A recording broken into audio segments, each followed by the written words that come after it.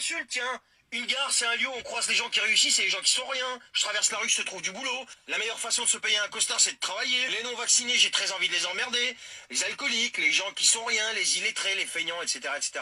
Et ta super moralisation de la vie publique, t'en as fait une priorité en 2017. Résultat, plus de 23 personnes condamnées ou mises en examen de ton parti et de tes alliés. Et encore, j'en ai compté que 23, mais il doit y en avoir beaucoup plus. 2,4 milliards d'euros d'argent public, d'argent des Français que tu insultes, que tu as donné à tes copains des cabinets de conseil en renvoi d'ascenseur puisqu'ils ont travaillé gratuitement pour toi pendant ta campagne de 2017. Ton mépris pour les Français va jusqu'à mentir sur une déclaration de patrimoine pour l'élection présidentielle. Une déclaration bidon de 500 000 euros. Du coup, t'es soupçonné d'un Rothschild Gate après le McKinsey Gate. Menteur et manipulateur cynique que tu es, tu veux la paix en Ukraine, espèce d'hypocrite, et tu continues avec ton pote Biden à attiser le feu dès que vous sentez que les Russes et les Ukrainiens sont sur le point d'obtenir de vraies avancées dans les négociations, comme là récemment avec les Turcs. Tu dépenses 180 millions d'euros de fourniture d'armes à l'Ukraine pendant que le peuple français, lui, n'a plus un sou à partir du 10 du mois, et après tu vas nous faire croire que tu veux la paix. Tu t'es vanté récemment des prothèses auditives remboursées à 100%, alors que les médicaments, eux, sont de moins en moins remboursés et que notre système social coûte de plus en plus cher. 800 milliards par an, soit à peu près 35% du PIB si je me trompe pas. Tu as détruit la fonction présidentielle, tu l'as abaissée à ton niveau, à savoir celui d'un guignol qui fréquente des guignols qui viennent se pavaner, se dandiner tant sur le perron de notre palais national que dans ses jardins. Au nom de quoi? Au nom du progressisme. Et je vais m'arrêter là, c'est mieux parce que je vais plonger dans la vulgarité. Il y en a tellement encore à dire. Alors je vois pas ce que Marine Le Pen ou Éric Zemmour, que tu qualifies d'extrême droite, pourraient faire subir de pire au peuple français. L'extrême droite la plus violente et la plus abjecte dans toute sa splendeur, c'est toi et ton parti de guignol qui le représentait aujourd'hui et personne d'autre. Vous l'avez prouvé des milliers de fois ces 5 dernières années et je parle même pas des gilets jaunes que tu as salement réprimés avec tes milices armées. T'as fait des morts, t'as fait des milliers de blessés et t'as brisé des vies. Alors pour les 5 années à venir, si tu es réélu, eh bien moi je pense, et on est des millions à penser comme ça, que la France connaîtra l'apocalypse, la vraie. L'apocalypse qui est engendrée par des personnes comme toi, c'est-à-dire sans aucune humanité, sans aucun patriotisme, et qui ont le mépris du peuple français ancré dans leur ADN. Mais ça, détrompe-toi, on va pas te laisser faire cette fois-ci. Jamais, jamais, jamais, tu referas ce que t'as fait pendant les 5 dernières années. L'avenir de nos enfants, de notre pays, est largement au-dessus de toi, de tes intérêts, et des intérêts de tes chefs, comme l'autre débris de Schwab, l'autre débris d'Attali, ou encore l'autre pouf de Von der Leyen. Alors toi, le peuple français, lève-toi une fois pour toutes, va aux urnes cette fois-ci, ne plonge pas dans l'abstention, vote en masse, vote pour qui tu veux, mais ce type, son parti et tous ceux qui se rapportent à eux doivent disparaître littéralement du paysage politique français. Il faut les renvoyer là où est leur place, c'est-à-dire aux poubelles de l'histoire de France. Alors voilà ce qu'a fait Emmanuel Macron pendant ces 5 dernières années, voilà ses faits d'armes, voilà ses résultats, et comme il le dit dans sa vidéo, il fallait le dire. Voilà, bon, alors, voyez, ça c'est un citoyen libre.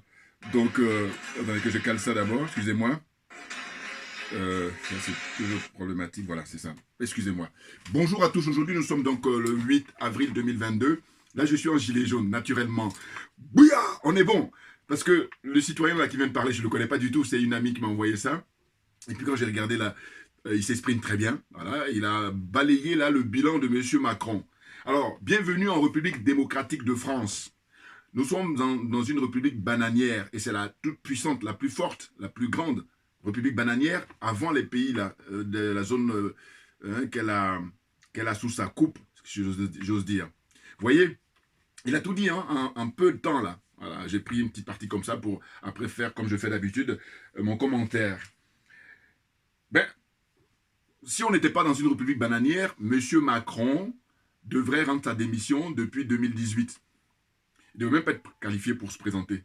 Mais comme on est dans une république bananière, hein, c'est la raison pour laquelle ce monsieur a pu se présenter. Et puis là, on est dans une espèce de... Comme le peuple, il n'a pas une conscience politique, hein, c'est clair. Je ne dis pas que tous les Français n'ont pas de conscience. Non, je dis il y a très peu. Voilà. La grande majorité n'ont pas de conscience politique. Sinon, on n'en serait pas là. Les choses sont claires pour moi.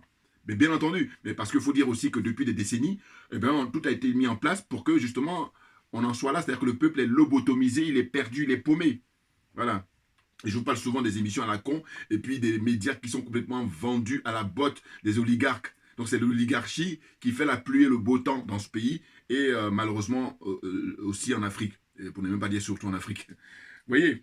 Donc là, je vais vous dire comment ça se passe. Moi, j'ai reçu, comme beaucoup d'autres citoyens, dans ma boîte aux lettres hier, hein, c'est-à-dire le 7 avril 2022.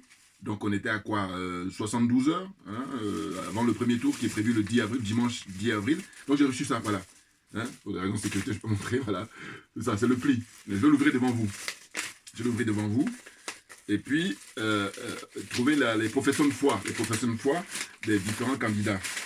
Alors, le truc, c'est que les autres années, je ne sais pas si c'était 72 heures avant, comment dire, le premier tour. Je ne me rappelle plus. Mais j'ai comme l'impression que c'était une semaine avant, quelque chose, ou même beaucoup plus. En tout cas, une semaine. Or là, cette fois-ci, en 2022, eh ben, c'est pratiquement 48 heures ou 72 heures maximum hein, qu'on reçoit les professions de foi. Alors, il y en a qui ont peut-être reçu tôt, mais ce qui est sûr, c'est que là, je dis, moi, je l'ouvre devant vous. Hein, voilà. Vous voyez, voilà, ça arrive dans les boîtes aux lettres. Donc, les professions de foi des différents candidats, il y en a 12. Alors, on va passer en revue. Hein. Il y a qui? Il y a, voilà, ça tombe, excusez-moi. Là, j'ai pour Nathalie Arthaud. Voilà, Nathalie Arthaud, c'est ça. Voilà, Nathalie Arthaud. Ça, c'est l'héritière de Arlette Laguillé. C'est lutte ouvrière. Elle n'a pas le charisme Arlette, plutôt, excusez-moi. Parce que vous regardez les images d'archives pour voir qui était Arlette Laguillé. Une dame qui était authentique. Voilà. Donc ça, voilà, c'est des figurants. J'ai fait un classement d'abord. Parce que vous savez, comme moi je me définis, hein, je me présente, hein, Djoubian, c'est mon surnom sur le net, et puis je me veux être, comment on appelle ça, accessoirement spécialiste de la France. Donc là, ça c'est figurant, je vais faire ce classement-là. Parce qu'il y a 3 groupes. Vous avez les acteurs principaux, vous avez les figurants, et puis vous avez les silhouettes. Même elle-même, j'ai dit figurant, non, elle est silhouette. Donc là, alors, on a Marine Le Pen, voilà, sa profession de foi. Voilà. Donc elle fait partie des acteurs principaux. Voilà. Donc j'ai fait 3 groupes là. Voilà. Acteurs principaux, figurants et puis silhouettes. Voilà. Vous savez, je prends sur le plan cinématographique. Là, on a qui? On a Philippe Poutou, que je trouve sympathique, mais bon, tout ça c'est silhouette. Voilà, lui, donc il va aller avec Nathalie Arthaud. Je le mets là. Qui encore? J'ouvre au fur et à mesure. Hein. Il y a M. Dupont-Aignan. Dupont-Aignan, c'est les souverainistes qui, eux, ont fait un coup de pute à M. Asselineau, c'est clair. Ce sont eux qui ont tout fait pour que M. Asselineau soit écarté. Il a dit à M. Asselineau quand il a fait la déclaration. Vous voyez, donc là, c'est... lui, je le mettrai dans le deuxième groupe, c'est-à-dire les figurants. Voilà. Hein, parce qu'il y a 3 groupes. Donc je mets dans les figurants. Ensuite, je continue, excusez-moi. Hein, parce que c'est très intéressant ce que je vais faire comme exercice là. Parce que je vais vous démontrer. À la fin, je vais vous dire qu'est-ce qu'il faut faire. Parce que... il y a beaucoup de frères et sœurs qui me suivent, et puis il y en a d'autres qui doivent se poser des questions. Et puis il y en a d'autres qui ont décidé d'aller voter quand même. Bon, c'est leur choix, hein. C'est ce qu'on appelle la liberté. Mais après, il ne faut pas pleurer après. Voilà. En tout cas, voilà. Chacun est libre. Mais après coup, il faut le reconnaître aussi. Ce qui me gêne chez les gens, c'est qu'au lieu de reconnaître quand ils ont été en erreur, non, ils ne veulent pas. Parce que, bon, évidemment, il y a l'orgueil. Et puis, mais bon, on a les vidéos là pour dire qu'on a dit, hein, on a prévenu, on a informé. Il faut pas, après, on ne peut pas se plaindre, parce que l'information, vraiment, même on en a en abondance. Là, on a qui? On a Madame Anne Hidalgo, c'est les socialistes. Hein. Ceux qui te font à l'envers, c'est-à-dire, ils te font des sourires et tout ça, puis quand tu tournes le dos, paf, tu l'enfonces profond. Voilà, Anne Hidalgo, voilà, c'est candidate, la maire de Paris. Je crois qu'elle a été au top, enfin au top, elle a été au sommet, j'allais dire, par rapport à son parcours politique. Parce qu'après, là, ils vont la mettre de côté. Donc, elle, pareil, figurant. Figurant, elle rejoint Dupont-Aignan.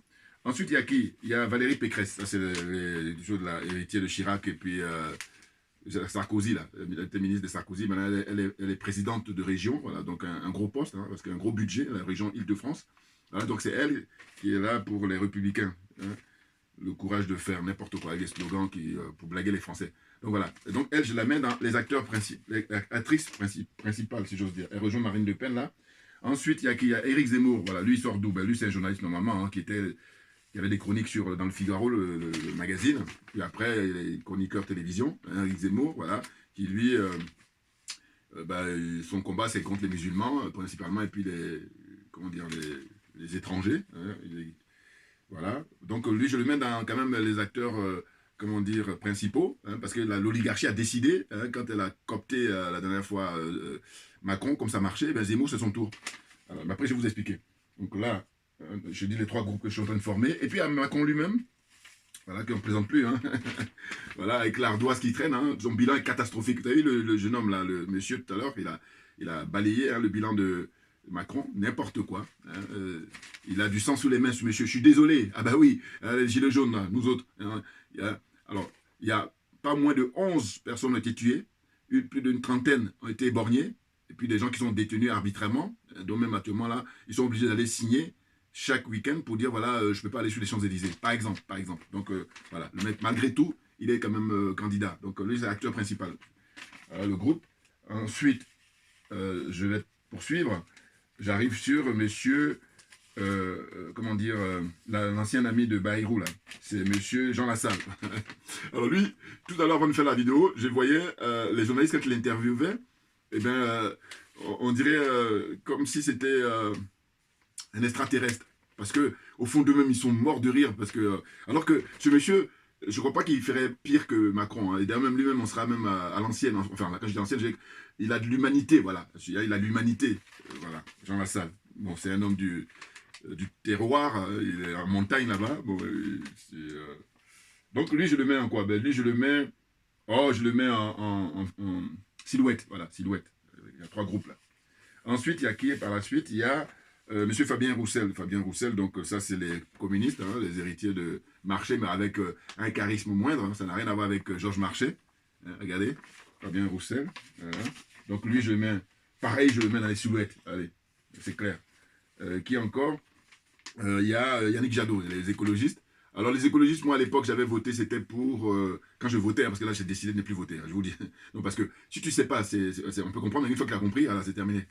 Donc, c'était Madame Eva Joly à l'époque. D'ailleurs, je suis allé battre sa campagne partout. Hein. Je crois que d'abord, j'ai battu à l'époque la campagne de Madame Taubira, hein, quand Taubira s'était présentée en 2002. Puis après Taubira, c'était pareil, Eva Joly, que j'avais été battre campagne. Voilà. Mais après ça, j'ai compris définitivement. Voilà, ça, donc là, Yannick Jadot, voilà, je le mets aussi dans les silhouettes. Voilà.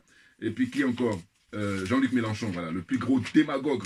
Hein, qu'on puisse avoir là dans la classe politique française, dans Luc Mélenchon, voilà, comment il dit ça, la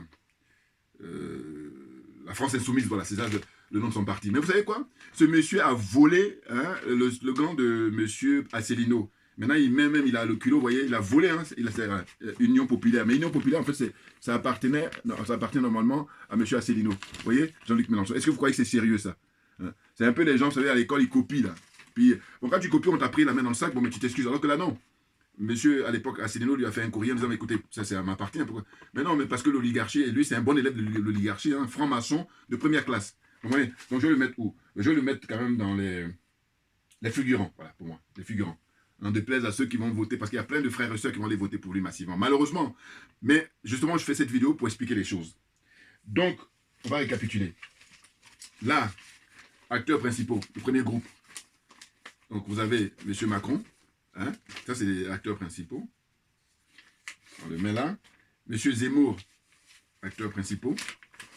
Voilà. Ensuite, les principaux, Valérie Pécresse. Hein, voilà. Et puis, Marine Le Pen, voilà. Donc, dans les acteurs principaux, vous avez 2 femmes et 2 hommes. Bon, là, la parité est respectée.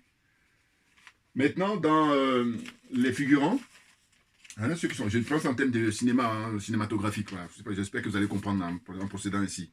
Donc les figurants, vous avez Jean-Luc Mélenchon, qui a la cote auprès de pas mal de gens qui vont estimer que la gauche elle est gentille et tout, alors que je dis non. En ce qui concerne la politique africaine, il n'y a pas de gauche ni de droite. Voilà. Il faut oublier. Il parle de gauche et droite quand il s'agit de la cuisine interne, de la cuisine franco-française. Il faut bien comprendre. Et même avec les Français encore, lui fait partie des gens, je vais vous dire... il cache son masque, quoi. Parce que s'il prend le pouvoir, je suis sûr qu'il va faire pareil que Macron.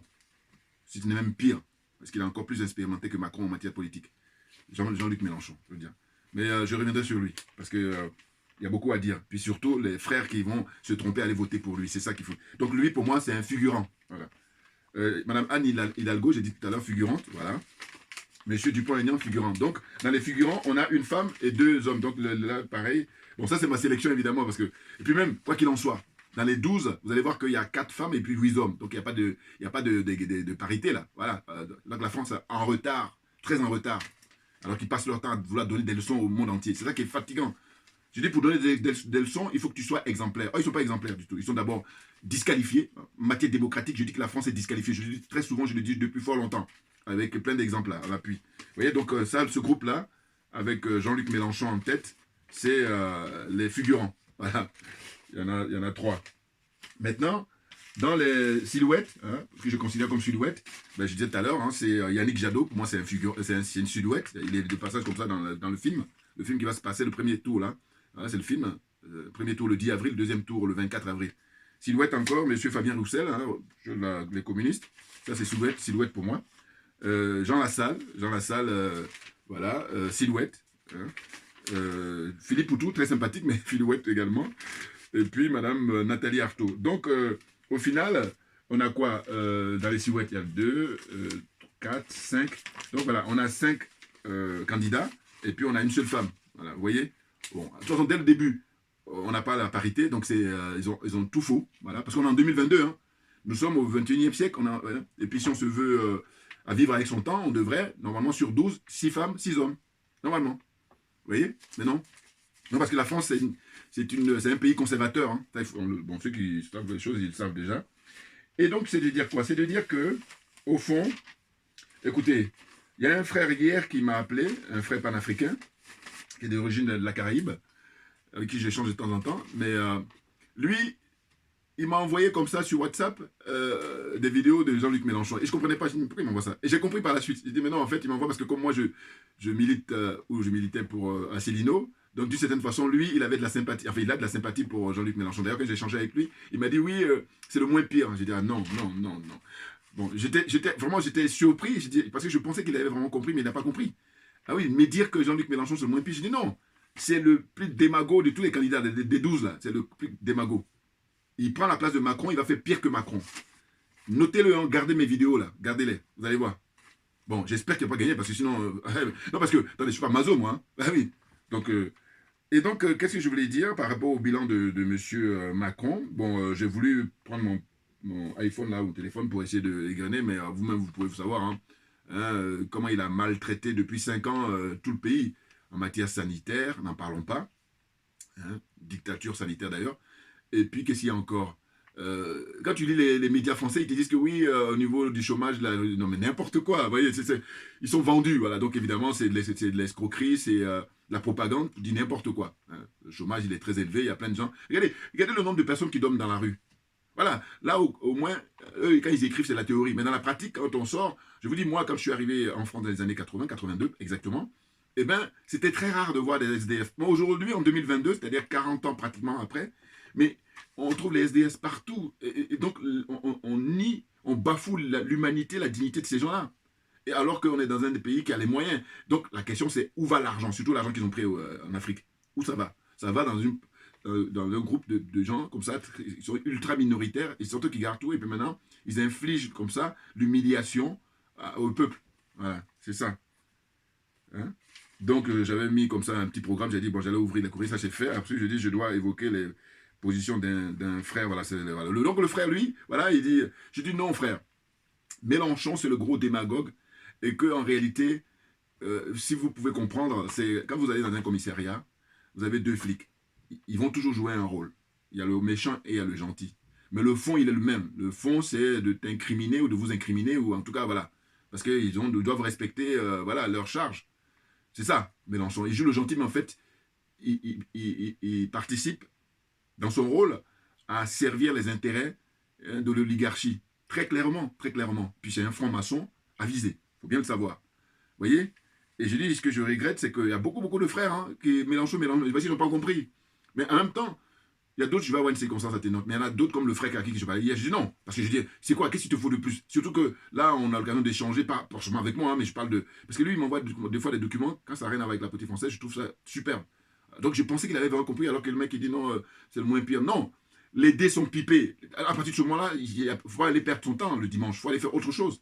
Rester en famille, aller voir des amis, faire plein de trucs, mais surtout ne pas aller voter. Parce que, écoutez, ils disent quoi? Ils disent qu'il faut avoir 500 signatures.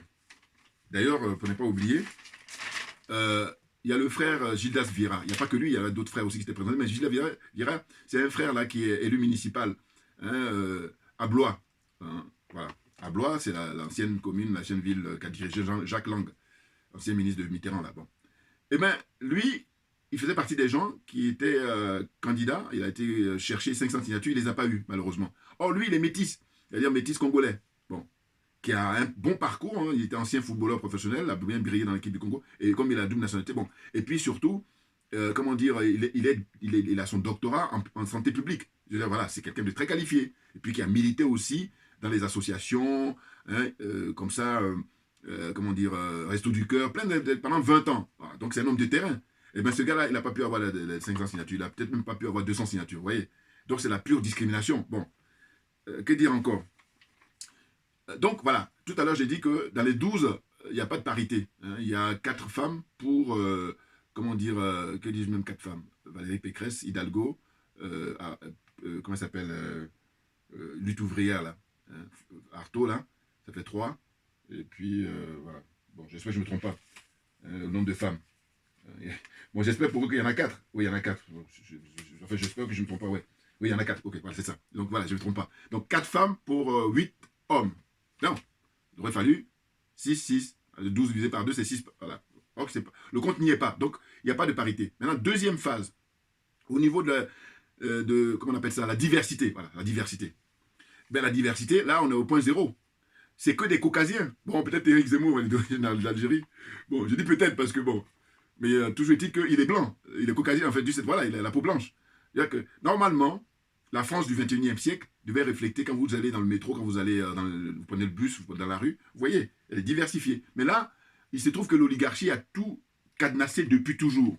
Ce qui fait que l'histoire des 500 signatures, mais ça prête à rire. Pourquoi? Parce que je dis, bon, même moi-même qui n'ai même pas fait de l'ENA, ni Sciences Po, tout ce que vous voulez, par mon bon sens et puis mon honnêteté intellectuelle, je dis quoi? Je dis, mais écoutez, pourquoi vous voulez vous opposer 500 signatures à quelqu'un qui a déjà été candidat? Je prends le cas de M. Asselineau. Je reviens toujours sur lui parce que j'ai dit, mais si lui, on l'écarte, mais vous comprenez bien que les frères Gilles Vira, là, il n'y a aucune chance. Parce que lui, personne ne le connaît au départ. Alors qu'Asselineau, il a quand même créé son parti politique. Il y a 15 ans, la preuve, regardez, M. Mélenchon, là, il lui vole son logo, il lui vole son slogan. Hein? Voilà, il a volé Union Populaire. Ça, là, je vous le remonte encore. Ça appartient à Asselineau, ça appartient à l'UPR. Voilà. Il a volé ça à Jean-Luc Mélenchon. Vous vous rendez compte? Il n'a pas honte. Et puis il n'a pas daigné répondre à M. Asselineau qui lui a fait un courrier pour lui dire non, il faut arrêter ça. Non, il était du mépris. Et parce que lui, il est comment dire, sponsorisé par l'oligarchie. Donc c'est ce qui explique ça. Donc je disais qu'il n'y a pas de diversité. Comment vous pouvez expliquer ça? On est en 2022. Normalement, il devait avoir une obligation. D'une part, je parle de parité, et puis d'autre part, la diversité. C'est-à-dire que dans les 12, il devrait avoir des gens qui sont d'origine africaine, noire, des gens qui sont, ou caribéenne, noire en tout cas. Il y a des gens qui sont d'origine maghrébine, hein, par exemple, et puis des gens qui sont d'origine asiatique, puisque la France, elle a planté son drapeau. Il n'y a pas un endroit au monde où la France n'a pas planté son drapeau. Même chez les pingouins là-bas, c'est-à-dire pôle Nord, tout ça, elle a mis là-bas. Saint-Pierre et Miquelon, là, c'est quoi? Bon. Donc, je veux dire que normalement, un pays comme ça, aujourd'hui au XXIe siècle, s'ils étaient pas du tout rétrogrades, s'ils n'étaient pas du tout conservateurs, eh ben, on devrait avoir comme ça, et puis ça aurait été même plus enrichissant pour aller voter. On aurait même un record au niveau de la participation. Or là, il y a tous ces critères-là qui font que justement, on se retrouve avec une abstention record. C'est-à-dire que les gens qui sont là, les 12 qui vont se présenter là, mais en fait, eux, c'est l'oligarchie qui les a domestiqués. Et puis ce qui est important pour eux, c'est plus, j'allais dire peut-être, quand ils disent qu'ils sont, comment dire, patriotes ou tout ce que vous voulez, ou alors ils sont quoi, ils font de la politique, c'est 5%. Et donc, il reste 95%, c'est pour leur confort de vie. Je vous le dis là, c'est mon point de vue. Et même je suis gentil quand je dis 5%. Il y en a certains, c'est 1%. Il y en a même d'autres, c'est même 100%, ils sont pour leur confort de vie. Ils s'en foutent complètement de ce que vivent les Français. Ah non, sinon ça se saurait. Parce que je dis, moi, quand on voit la gravité, la situation des Français, mais il faut rendre sa démission, il faut rendre son écharpe. Pourquoi? Alors ils ne font pas. Et même aucune déclaration comme ça dans la presse pour dire, mais attendez, c'est pas normal, aucune. Donc ils sont dans la connivence. Alors, donc je dis, mais comme on est à l'heure d'Internet, on est à l'heure des réseaux sociaux, comment ça se fait que vous ne comprenez pas ça? Que tout est pipé, tout est faussé, hein, tout est déjà programmé. Et je vais terminer tout à l'heure pour dire, voilà, selon mon choix, vous notez, hein, et puis vous allez voir le dimanche soir, hein, à partir de 20h, on va afficher quels sont ceux qui sont qualifiés pour le deuxième tour. Et je vais vous dire. Et maintenant, vous allez comparer ce que j'ai dit moi aujourd'hui. On est le 8, hein, c'est-à-dire 48 heures avant, hein, ce que j'ai fait comme hypothèse, ce que je pense qui va se passer. Bon. Et ça, c'est ma qualité de, je vous dis, accessoirement spécial de la France. Hein? Donc voilà. J'ai déjà expliqué. Eh bien, donc, Voilà ce qui va se passer. Pour terminer. En fait, normalement, les médias ont soulevé la question de, comment on appelle ça, les cabinets de conseil, McKinsey, là, hein, concernant M. Macron. Ils ont soulevé ça. Et moi, si vous suivez mes vidéos passées, j'avais expliqué, j'ai dit que Macron, si jamais les médias l'allument, mais quand je dis allumer, c'est vraiment... regardez ce qu'ils ont fait il y a 5 ans à, comment il s'appelle, M. Fillon. Et François Fillon, on lui reprochait quoi? On lui reprochait de, comment dire, avoir payé sa femme quand il était, je sais pas quoi, là, elle était son attaché parlementaire, vraiment.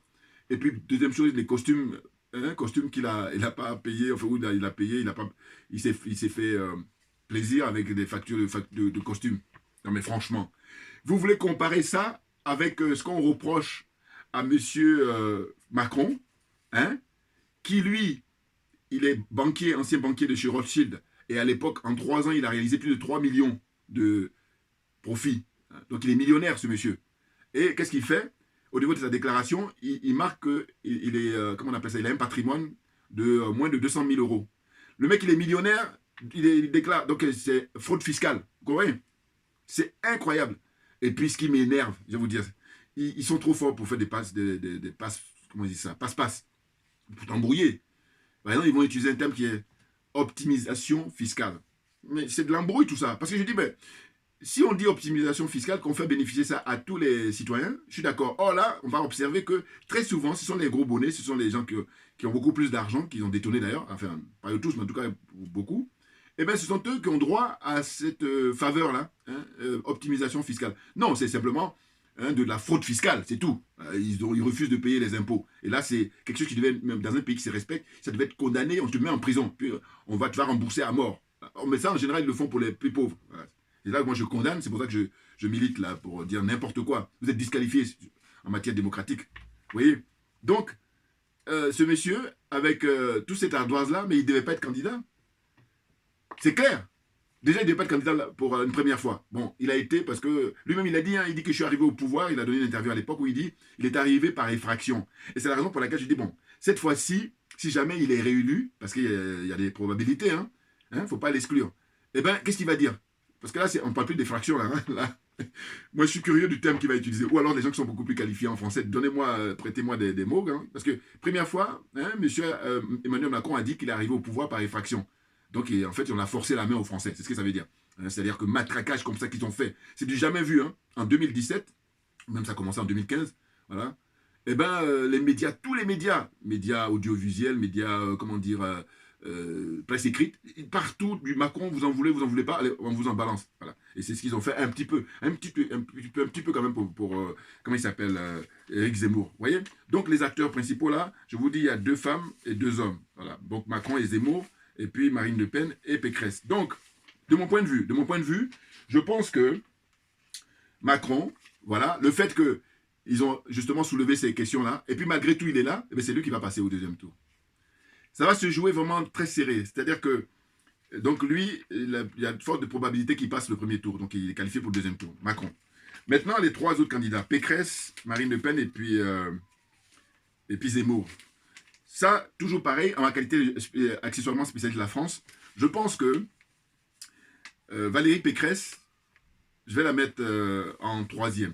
Enfin, je veux dire au sens où ceux qui sont qualifiés pour moi, qui ont vraiment des grosses chances pour aller affronter au 2e tour Emmanuel Macron, c'est Zemmour.